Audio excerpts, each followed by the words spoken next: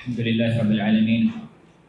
والصلاة والسلام على أشرف الأنبياء والمرسلين نبينا وحبيبنا محمد وعلى آله وصحبه أجمعين. أما بعد، السلام عليكم ورحمة الله وبركاته. Ang lahat ng papuri at pasasalamat at pagdakila ay para lamang sa Allah Subhanahu wa Ta'ala. Dalangin natin sa Allah Subhanahu wa Ta'ala na turuan niya tayo ng kaalaman na bibigay sa atin ng benepisyo insyaAllah Ta'ala.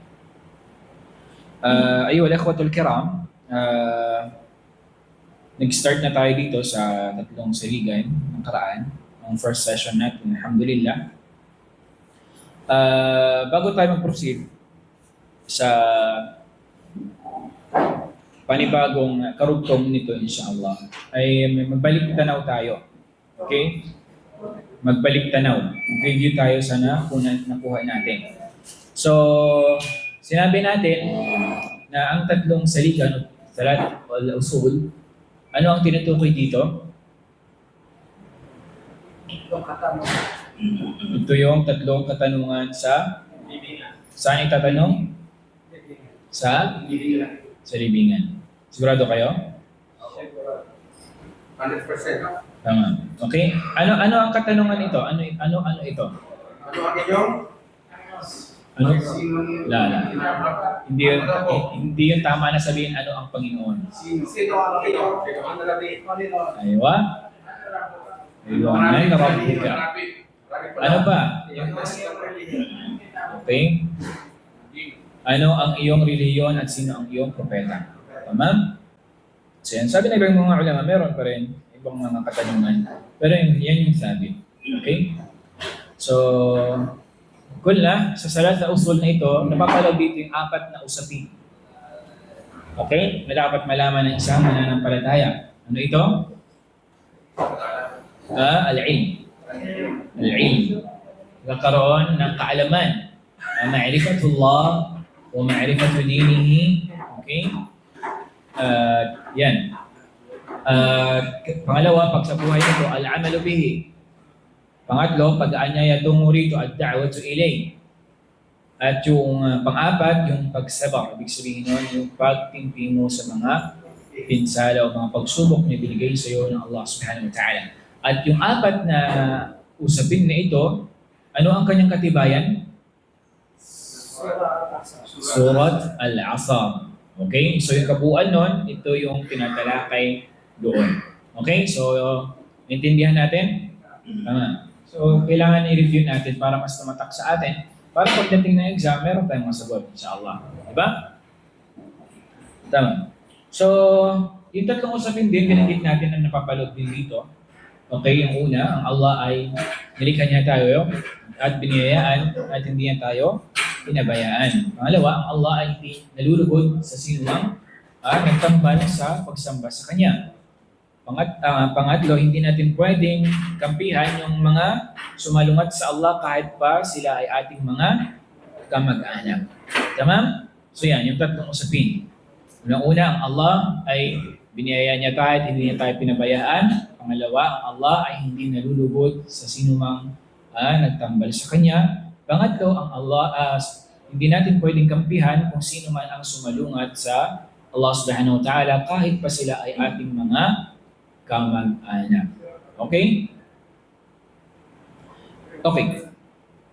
Five. Dito na tayo sa panibagong lesson. So, ang relihiyon ni Propeta Ibrahim alayhi salatu wassalam, millat Ibrahim.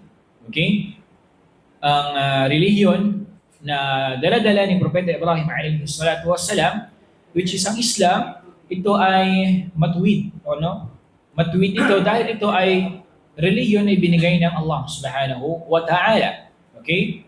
Millat Ibrahim Hanifa. Okay?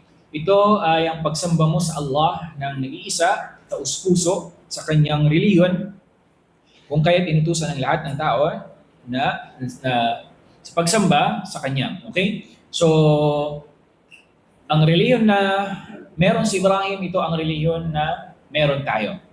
Okay? Nagkaiba lang tayo sa syara'i. Ibig sabihin nun sa mga ibang mga sa paraan ng pagsamba, ibang mga kautusan. Pero ang relihiyon na dala-dala ay iisa lang.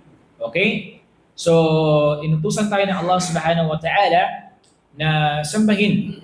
Okay? Sambahin siya ng taus-puso ng ikhlas. Wa ma umiru illa liya'budullaha mukhlisina lahuddin. Wa ma umiru at walang ipinagputos sa kanila. Wa ma umiru at walang ipinagputos sa kanila sa inyo illa liya'budullah. Maliban na lamang na sambahin ng Allah subhanahu wa ta'ala. Okay? Mukhlisina lahuddin. Hindi lang mujarrad, hindi lang simpleng pagsamba, kailangan nandoon din yung pagiging taus-puso sa pagsamba sa Kanya. Dahil alam natin, ang pagsamba na walang ikhlas, walang taus-puso at walang pagkukusa doon sa pagsamba sa Allah subhanahu wa ta'ala, hindi ito tatanggapin ng Allah subhanahu wa ta'ala. Ibig sabihin nun, magiging useless lang yung ibada mo kung hindi mo ito ginawa alang-alang lamang sa Allah subhanahu wa ta'ala. O kaya naman, ginawa mo ito para lang sa anumang mga hangarin mo dito sa mundong ibabaw na ito. Diba? So, kama la yakhfa alayna, katulad ng hindi lingid sa atin, ang Allah subhanahu wa ta'ala sinabi niya, وَمَا خَلَقْتُ الْجِنَّ وَالْإِنسَ إِلَّا لِيَعْبُدُونَ. Anong ibig sabihin niya? Hindi ko nilikha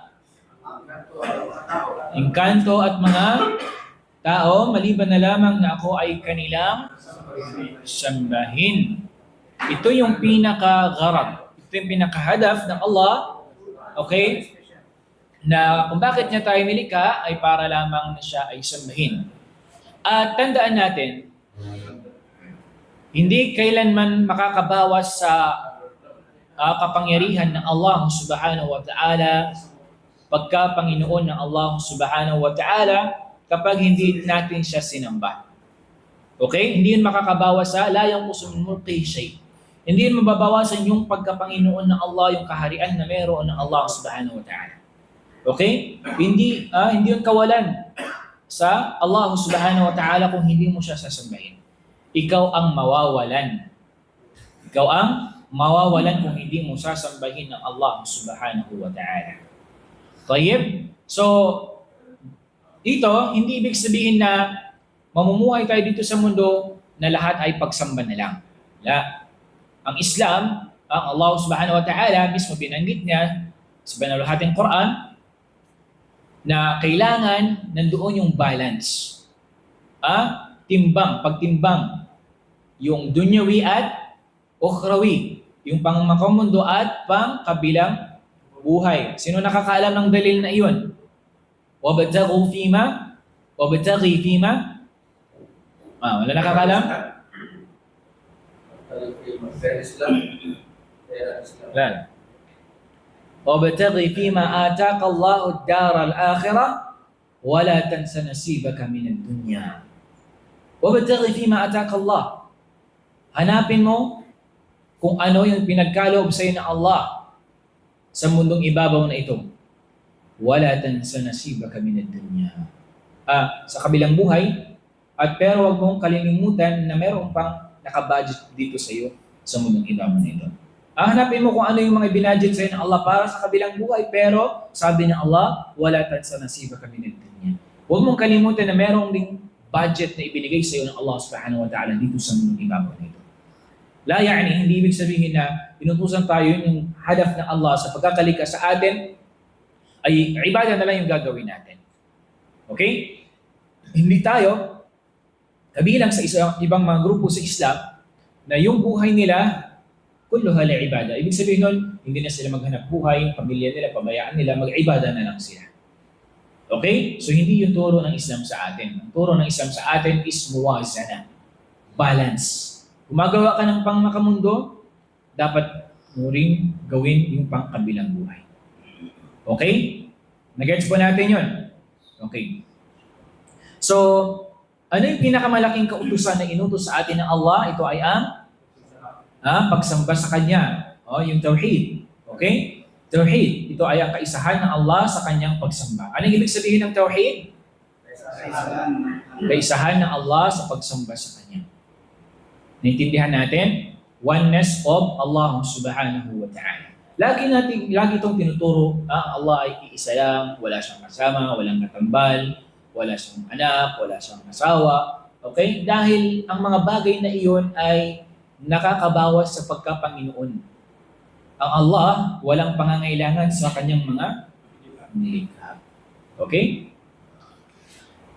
At ano yung pinakamalaking bagay na pinagbawal ng Allah subhanahu wa ta'ala sa kanyang alipin? Yung pagtambal sa kanya. Ano ang sinabi ng Allah subhanahu wa ta'ala? Hinggil sa pagbibigay babala sa mga taong gumagawa ng pagtatambal sa kanya. وَمَنْ يُشْرِكْ بِاللَّهِ فَقَدْ ضَلَّ ضَلَالًا بَعِيدًا. Sino man ang magtambal sa Allah, فَقَدْ ضَلَّ ضَلَالًا بَعِيدًا. Siya ay tunay na naligaw ng napakalayong pagkaligaw. Sinabi pa ng Allah subhanahu wa ta'ala sa ibang talata na ang paraiso ng Allah subhanahu wa ta'ala ay ipagkakait nito at gagawin niyang haram sa mga taong nagtambal sa kanya. At ang kanilang magiging tahanan sa kabilang buhay ay ang impyerno at walang makakatulong doon sa kanila. Sinabi ng Allah, وَمَنْ يُشْرِكْ فِي اللَّهِ فَقَدْ حَرَّمَ اللَّهُ عَلَيْهِ الْجَنَّةَ وَمَأْوَاهُ النَّارُ وَمَا لِلظَّالِمِينَ مِنْ أَنصَارٍ. Sino man sabi ng Allah ang magtambal sa kanya, tunay na ipagbabawal sa kanya ng Allah ang pagpasok sa paraiso, وَمَأْوَاهُ النَّارُ, at ang kanilang mga kahahantungan doon sa kabilang buhay ay ang impyerno ng Allah, وَمَا لِلظَّالِمِينَ مِنْ أَنصَارٍ, at walang makakatulong sa mga taong naging mapagmalambis sa kanilang tagapaglikha. Okay, walang makakatulong doon sa iyo sa kabilang buhay. Kung ikaw ay nagtambal sa Allah subhanahu wa ta'ala, kung gumawa ka ng mga kasalanan sa Allah subhanahu wa ta'ala. Maliban dito, maliban sa pagtatambal, ang ibang kasalanan ay ipapatawad ito ng Allah subhanahu wa ta'ala. Pero kapag ginawa mo ay ang shirk, pagtatambal sa Allah, kung hindi ka nakapagbalik loob sa Kanya, hindi ka makakapasok sa paraiso ng Allah subhanahu wa ta'ala. Tayyib. Kaya nakakatakot na ang mamatay ang isang tao na siya ay nasa pagtatambal sa Allah. At tandaan natin, ang shirk ay mayroong mga uri. Okay? Tulad ng binanggit natin nakaraan, may mga iba't ibang uri ng shirk na minsan hindi na ito namamalayan ng isang tao. Na yung palang ginagawa niya, yung palang paniniwala niya, yung palang pinapractice niya sa kanyang sarili, yung nakikita niya sa kanyang mga kasamahan niya ganyan, sa kalugar niya, yun pala ay pagtatambal na sa Allah subhanahu wa ta'ala na hindi nila namamalayan. Akala nila, ibada pa, yung pala ay pagtatambal na sa Allah subhanahu wa ta'ala. Tayyib? So yan, pinakamalaking kautusan sa atin ay ang tauhid, at ang pinagbawal sa atin ay ang sabi nga ng Allah subhanahu wa ta'ala dito, wa'budullaha wa la tushriku bihi shay'an. Sambahin nyo ang Allah subhanahu wa ta'ala at huwag nyo siyang pagtambalan ng anuman. Okay?